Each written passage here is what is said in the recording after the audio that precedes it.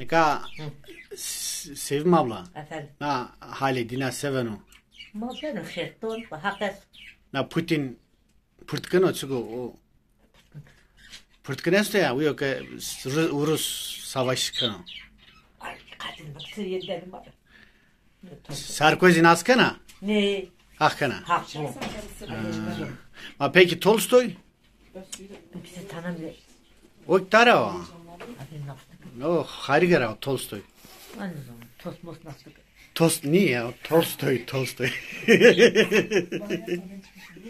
Ma Nazım Hikmet naskana. Ya mı dedi röportaj bir kala. Nazım Hikmet naskana.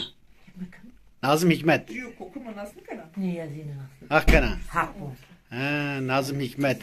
Baba Bertal naskana. O Mert. Sevana o al rahmet akşar rast. Rahmet şöyle. Bakın da zarar. Rındı ya. Mana haline velet ma sevenu. Ben orun. Hakana. Ana millet ma say jünye vazını. Hak ma. Ha? Birbirini kıskanıyorlar. Kıskanıyorlar. Mana zotu çukut sevana yani. Zor raylarını, pirini kapsız olur. Peki zonama yani kasiyken niye kendi zonama tıkat sütürüyor yani. Zonama rındır. Yani durum ha? Rındır. Yani millet kasiyken o Ya. ötüyor. Hakana. Domon zon ne? Domunu zonu. Mana sevenu domon ki niye masano sevenu. Ha? Zonu. Zahakra.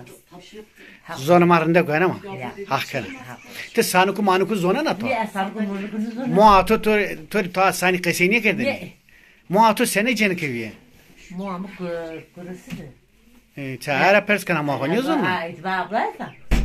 Muako zevka ma perskana tinyo zon na vana kurasıza. Şükür öyle. Nereye düzüyor mu o da? Böyle düzüyor.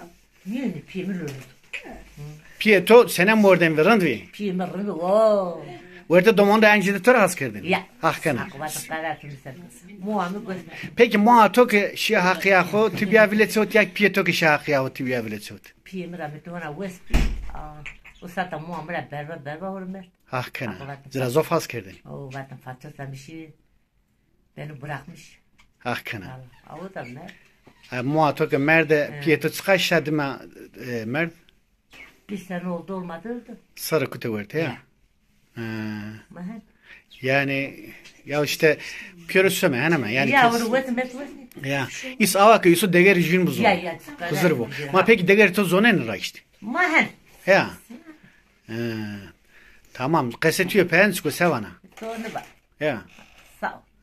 Hak racım. Hakikaten. Ama Sevim abla. Efendim. Ne ki şeytanin keni, fızılığın keni. Yani üstüner sevazo. Hak beladınız. Mara düşüyor.